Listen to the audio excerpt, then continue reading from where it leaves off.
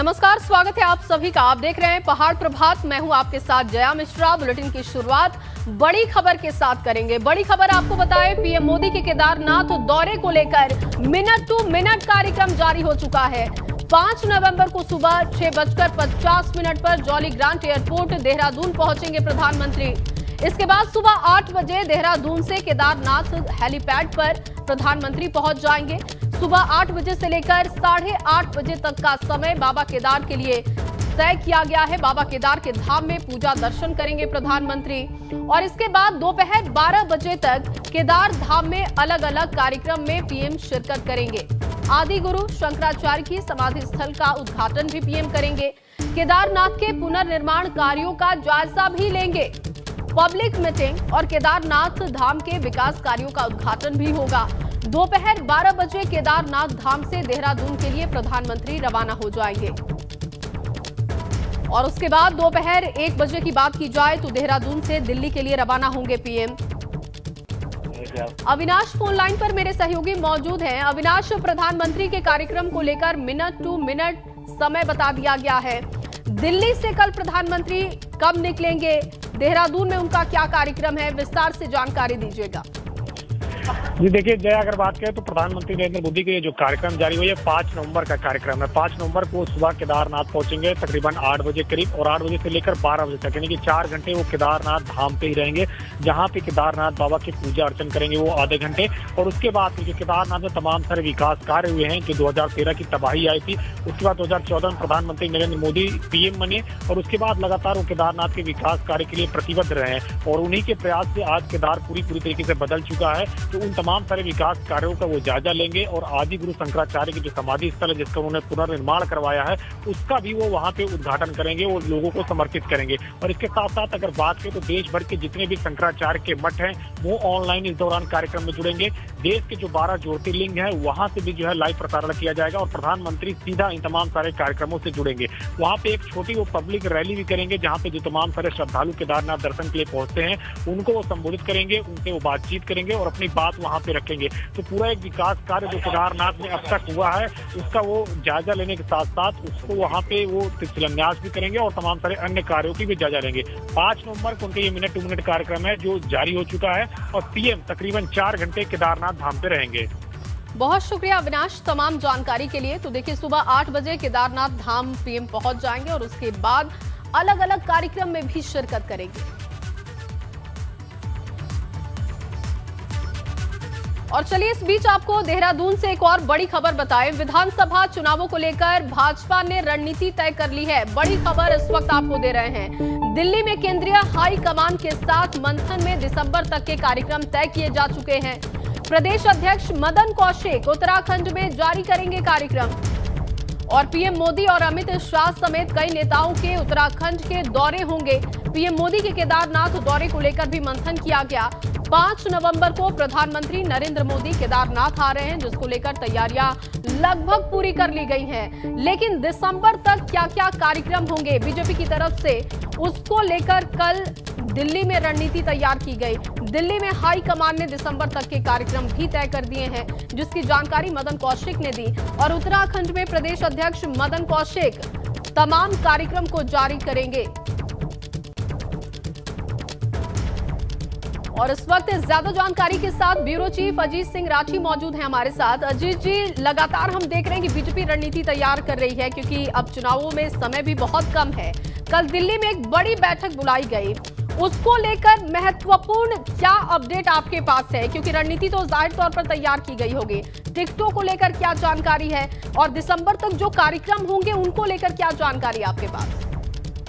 जया, देखिए टिकट तो अभी कुछ फाइनल होने की स्थिति नहीं है क्योंकि अभी समय बहुत है टिकट बांटने में भी और चुनाव में भी। लगभग 3 महीने का समय है और लेकिन ये अति महत्वपूर्ण बैठक थी जो रात के 12:30 से 1 बजे तक चलती रही। 8 बजे शुरू होकर बैठक करीब 4.5 घंटा बैठक चली अमित शाह के आवास पर और इस बैठक में तमाम बड़े लोग मौजूद थे, प्रदेश अध्यक्ष से लेकर राष्ट्रीय अध्यक्ष तक सब अमित शाह की अध्यक्षता में इस बैठक में चुनाव संचालन समिति और जो टिकट हैं, जो लोगों की परफॉर्मेंस है, विधायकों की परफॉर्मेंस है, उन सब को लेकर के बातचीत हुई है और इसका सिंगल पॉइंट एजेंडा विधानसभा चुनाव की तैयारी था, उसके लिए कार्यक्रम जारी किए जाने हैं। और यहाँ पर जो भारतीय जनता पार्टी के जो विधायक हैं, जो थोड़े कुछ दागी प्रवृत्ति के भी हैं, किसी के खिलाफ मुकदमे कायम हो गए हैं, उन लोगों को लेकर भी बात हुई है कि इनका टिकट चेंज किया जाना अपरिहार्य होगा, वरना अन्यथा ये पब्लिक में रिएक्शन भी हो सकता है। क्योंकि 6 से 7 विधायक ऐसे हैं जया जिनका अपना उनका चरित्र इस दौरान थोड़ा ठीक नहीं रहा है, तो किसी न किसी विवाद में फंसे रहे हैं। तो इसी तरह के सारे मामलों पर यहाँ पर आज रात में मशवरा हुआ है और इस कार्यक्रम को अब आगे जारी किया जाएगा। जी, बहुत शुक्रिया आपका तमाम जानकारी के लिए।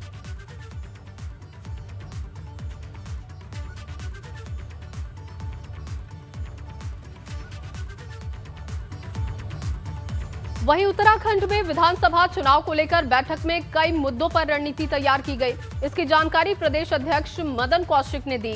जिन मुद्दों पर मंथन हुआ उनमें उत्तराखंड में बीजेपी अब की बार 60 के पार लक्ष्य पर फोकस कर रही है। इसके साथ ही 5 नवंबर को पीएम के केदारनाथ दौरे को लेकर भी मंथन किया गया। साथ ही केंद्रीय गृह मंत्री अमित शाह और रक्षा मंत्री राजनाथ सिंह के दौरे को लेकर भी प्लान तैयार किया गया। बैठक में उत्तराखंड सीएम पुष्कर सिंह धामी, प्रदेश अध्यक्ष मदन कौशिक, संगठन महामंत्री अजय कुमार और प्रभारी दुष्यंत गौतम भी शामिल हुए। प्रदेश प्रभारी दुष्यंत गौतम भी इस बैठक में पहुंचे थे। तो तमाम बड़े नेता उत्तराखंड के बैठक में मौजूद थे। उत्तराखंड चुनाव को लेकर मंथन किया गया, कार्यक्रम को लेकर रणनीति तैयार की गई। अमित शाह का दौरा है, पीएम का दौरा है और इसके साथ ही रक्षा मंत्री राजनाथ सिंह का भी दौरा है। तो ऐसे में क्या रणनीति और क्या कार्यक्रम होंगे, उन तमाम विषयों को लेकर बैठक में चर्चा की गई। बैठक में कौन से नेता मौजूद रहे उसकी जानकारी भी हम आपको दे रहे हैं। देखिए, मदन कौशिक पहुंचे हुए थे जो कि प्रदेश अध्यक्ष हैं। अजय कुमार संगठन महामंत्री उत्तराखंड है, वो भी इस बैठक में थे। और दुष्यंत गौतम उत्तराखंड बीजेपी प्रभारी हैं, वो भी बैठक में शामिल हुए। लोगों ने इस बार जो कहा है कि अब की बार 60 पार, इस लक्ष्य को लेकर और हम लोगों ने पूरी डिटेलिंग करके दिसंबर तक के कार्यक्रम तय किए थे। उसमें से जो हमने इस महीने तक के कार्यक्रम है उनकी पूरी समीक्षा हम लोगों ने की है। आगे कार्यक्रम हम किस प्रकार से, क्योंकि अब अभी तक हमने संगठनात्मक कार्यक्रम पर जोर था, अब पब्लिक कार्यक्रम पर जोर होगा। अब जितने कार्यक्रम होंगे उसमें से पब्लिक कार्यक्रम ज़्यादा होंगे। नए चेहरों को मौका दिया जाएगा। अभी उस पर चर्चा शुरुआत हुई है। बैठक में चुनाव को लेकर काफ़ी लंबी वार्ता हुई है, चर्चा हुई है। आगे तक हमारा जो हमने रोड मैप बनाया था, पिछली समीक्षा की, आगे के लिए कार्यक्रम हम लोगों ने तय किए हैं। और अब जो हमने एक लक्ष्य निर्धारित किया, उस लक्ष्य को प्राप्त करने के लिए आदरणीय गृह मंत्री जी का मार्गदर्शन हमें मिला है। और आने वाले चुनाव में जो हमारे कार्यक्रम है और प्रभावी ढंग से संपन्न होंगे और सभी जो केंद्र का प्रवास होगा वो भी लगभग हमने तय किया है। प्रधानमंत्री भी जा रहे हैं। प्रधानमंत्री जी का, गृह मंत्री जी का, रक्षा मंत्री, सबके कार्यक्रम तय। और इसी खबर पर ज्यादा जानकारी के साथ मेरे सहयोगी पंकज राणा देहरादून से मौजूद हैं। पंकज, लगातार हम देख रहे हैं कि बीजेपी रणनीति तैयार कर रही है। कल एक महामंथन दिल्ली में भी हुआ, तमाम बड़े नेता पहुंचे हुए थे उत्तराखंड के। कैसे लक्ष्य को निर्धारित किया गया, क्या क्या बीजेपी के इस वक्त लक्ष्य हैं चुनावों के मद्देनजर, और केंद्रीय नेताओं के दौरे हैं उसको लेकर तैयारी क्या है? बिल्कुल जय, देखिए अगर उत्तराखंड में चुनावों की बात करें तो अब पूरी तरह से चुनावी रणनीति बनानी शुरू कर दी है और खासकर इसमें बीजेपी काफ़ी आगे निकलती नजर आ रही है। हालांकि जो ये दिल्ली में बैठक हुई थी, ये देहरादून में कोर ग्रुप की बैठक होने वाली थी जब अमित शाह शनिवार को उत्तराखंड दौरे पर आए थे। उस दौरान तमाम विषयों पर चर्चा की जानी थी, लेकिन किन्हीं कारणों से ये कार्यक्रम स्थगित कर दिया था और तमाम प्रदेश के नेताओं को दिल्ली बुलाया गया था। और दिल्ली में तकरीबन जिस तरह से 4-5 घंटे कल रात मंथन हुआ है, उसके बाद ये साफ तौर पर कहा जा सकता है कि बीजेपी अब चुनावी मूड में पूरी तरह से आई है। जो कार्यक्रम दिसंबर तक के पिछले दौरान तय किए गए थे उनमें किस तरह की प्रगति रही है और आगामी चुनावों को लेकर किस तरह के कार्यक्रम आगे किए जाने हैं, इन तमाम चीज़ों पर मंथन किया जाना है। और बड़ी बात ये भी रही है कि आगामी दिनों में जो केंद्रीय नेता होंगे, चाहे प्रधानमंत्री नरेंद्र मोदी हो, गृह मंत्री अमित शाह हो, रक्षा मंत्री राजनाथ हो, या इसके अलावा जो भी स्टार प्रचारक भाजपा तय करेगी, उनके यहाँ उत्तराखंड में दौरे लगने हैं, किस नेता की कहाँ रैली की जानी है जिससे जनता को अपने पक्ष में लुभाया जा सके, तमाम चीज़ों पर मंथन हुआ किया गया है। कहा जाए तो अगर उत्तराखंड में मात्र 2 से ढाई महीने का बाद उत्तराखंड उत्तराखंड में बचा है और सरकार के पास कामकाज के लिए भी 2 महीने का वक्त है, क्योंकि दिसंबर के अंतिम में या जनवरी के फर्स्ट वीक में उत्तराखंड में आचार संहिता लग जाएगी। उसके बाद सरकार किसी भी तरह का कोई कार्यक्रम जारी नहीं करेगी या ना ही कोई लोकार्पण या कार्यक्रम होंगे। इसलिए सरकार का यह लक्ष्य है कि सरकार ने जो अभी तक कार्यक्रम किए हैं उनको जनता तक पहुंचाया जा सके और जो कार्यक्रम रह गए हैं, जो कार्य रह गए हैं, उनको 2 महीने के अंदर पूरा करके उनका लोकार्पण किया जाए। केंद्रीय नेताओं का दौरे लगेंगे, उनको लेकर मंथन किया गया है। आगामी 2 महीने के कार्यक्रम किस तरह से रहने वाले हैं, उन सभी चीज़ों पर मंथन किया गया है। और खास बात ये रही है कि बूथ लेवल के कार्यकर्ताओं को ये बताया जाएगा कि आप जन जन तक जाकर प्रदेश सरकार की नीतियों को और केंद्र सरकार की जो जन उपलब्धियां रही हैं उनको जन जन तक पहुंचाएं, ताकि चुनावों के दौरान किसी भी तरह की दिक्कत ना हो। क्योंकि भाजपा को अभी तक ये लगा है कि सरकार के जो कामकाज रहे हैं वो जनता तक नहीं पहुंचे हैं, जिसकी वजह से सरकार का जो फीडबैक रहा है उसके दौरान ठीक नहीं था। लेकिन लगातार जिस तरीके से जमीन पर भी हकीकत दिखाई दे रही है, एक तो मुख्यमंत्रियों के बदले जाने के बाद एक नाराजगी भी जनता में दिखाई दी, और भी मुद्दे हैं जिसको लेकर जनता नाराज है। और ऐसे में बीजेपी चाहेगी कि जितना भी समय है वो जनता के बीच पहुंचे, अपनी उपलब्धियों को बताए, योजनाओं को बताए। बहुत शुक्रिया पंकज आपका तमाम जानकारी के लिए। अगली बड़ी खबर देहरादून से है। पंजाब के मुख्यमंत्री चरणजीत सिंह चन्नी देहरादून पहुंचे। हरीश रावत के आवास पर चन्नी पहुंचे थे और चन्नी ने हरीश रावत से शिष्टाचार मुलाकात की है, दिवाली की शुभकामनाएं दी हैं। हरीश रावत के आवास पर पहुंचे थे पंजाब के मुख्यमंत्री। अजीत सिंह राठी इस वक्त फोन लाइन पर हमारे साथ मौजूद हैं। अजीत जी, वैसे तो शिष्टाचार मुलाकात इसे बताया जा रहा है, दिवाली की शुभकामनाएं भी चन्नी ने दी हैं, लेकिन क्या सियासत के हिसाब से देखें तो इसमें कोई और भी खबर छुपी है क्या? जी देखिए, चूंकि ये बहुत बड़ा एक पॉलिटिकल ड्रामा पिछले दिनों पंजाब में हुआ। जिस समय पंजाब में ये हाई वोल्टेज ड्रामा चल रहा था उस समय हरीश रावत पंजाब के प्रभारी थे और चरणजीत सिंह चन्नी के लिए अपनी सहमति देने में और उनके लिए एक पैरोकारी करने में, उनको मुख्यमंत्री बनाने के लिए हरीश रावत का बड़ा रोल रहा है।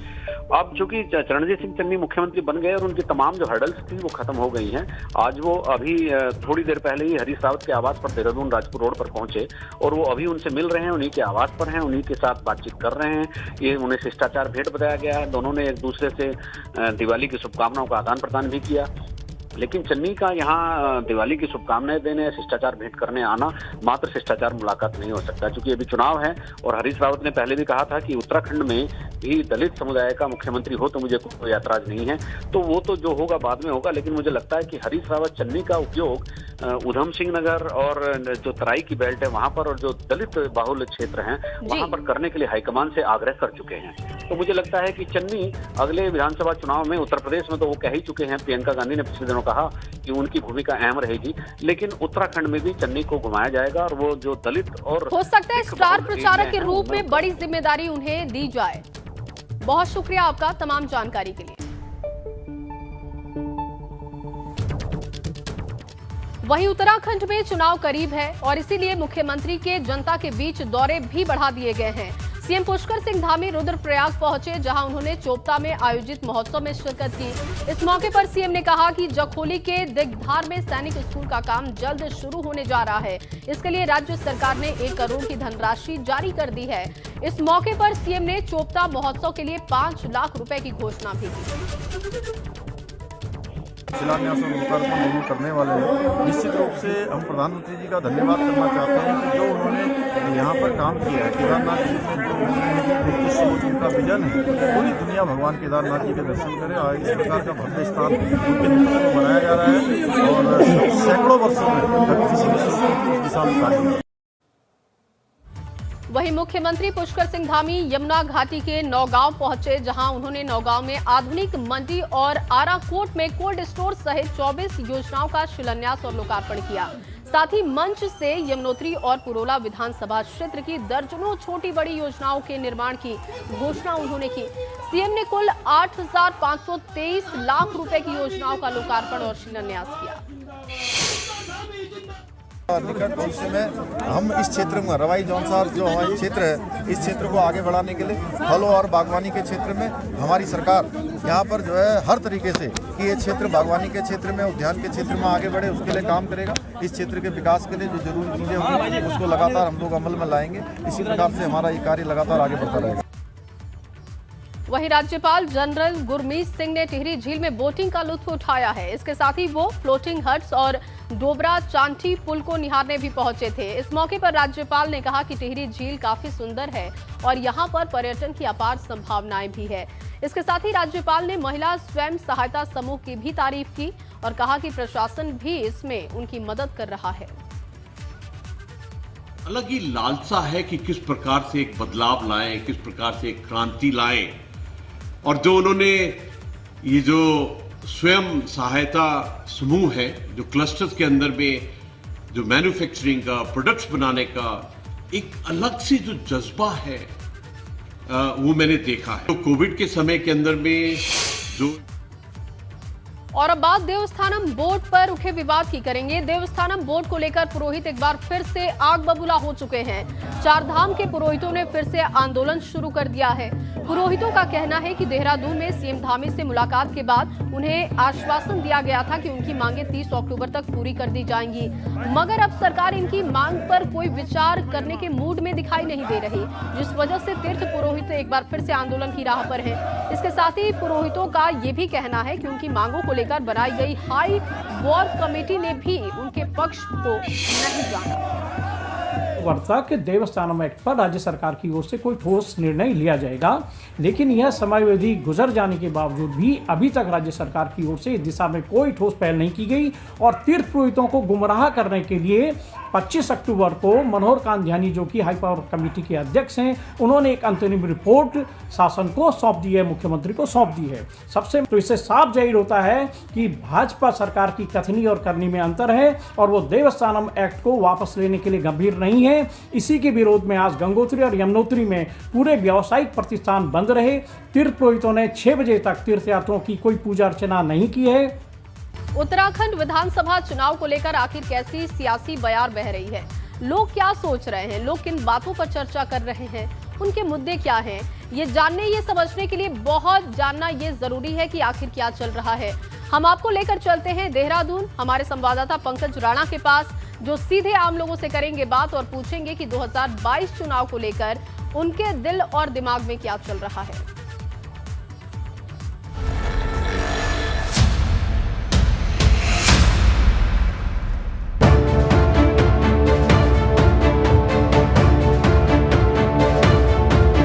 उत्तराखंड में चुनावी माहौल सज चुका है और चर्चाएं भी चल रही हैं कि किसकी सरकार बनेगी और क्या कुछ होने वाला है। खासकर जब सुबह का वक्त होता है तो टी स्टॉल पर, चाय की दुकानों पर ये चर्चाएं आम रहती हैं कि आखिरकार आज क्या होने वाला है और आने वाले दिनों में क्या होगा। इस वक्त मैं देहरादून की फेमस चाय की दुकान पर हूँ। ये नंदी चाय स्टॉल है और यहाँ पर हर रोज़ बड़ी संख्या में लोग आते हैं और वो चर्चाएं करते हैं कि किस तरह से आगे का माहौल रहने वाला है।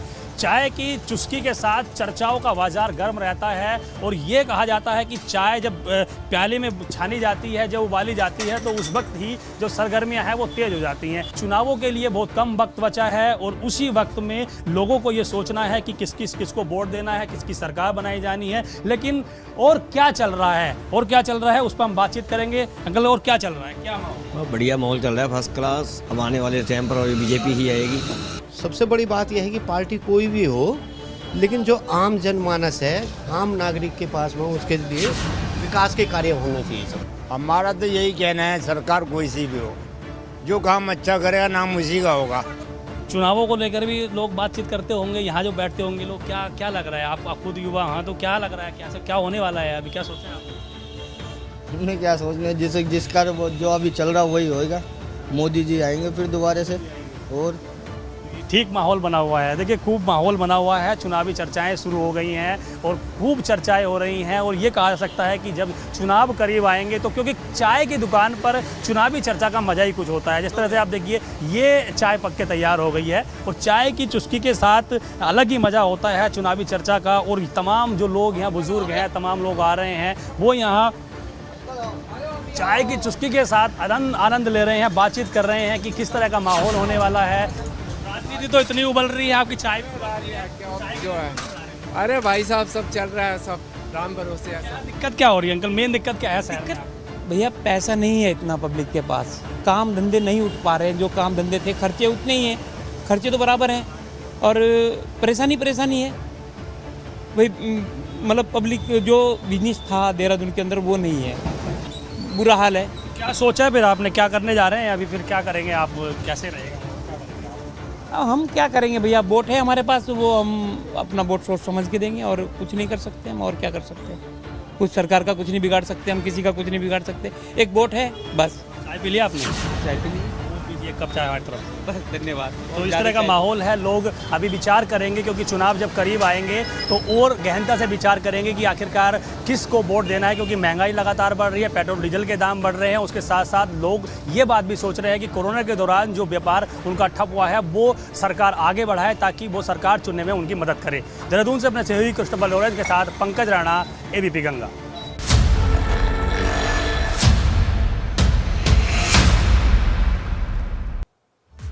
तो लोगों की मिली जुली प्रतिक्रियाएं हैं, लेकिन लोग वोट की ताकत को भी समझते हैं और लोगों का कहना है कि आने वाले विधानसभा चुनाव में बहुत ही सोच समझकर वो सरकार चुनेंगे।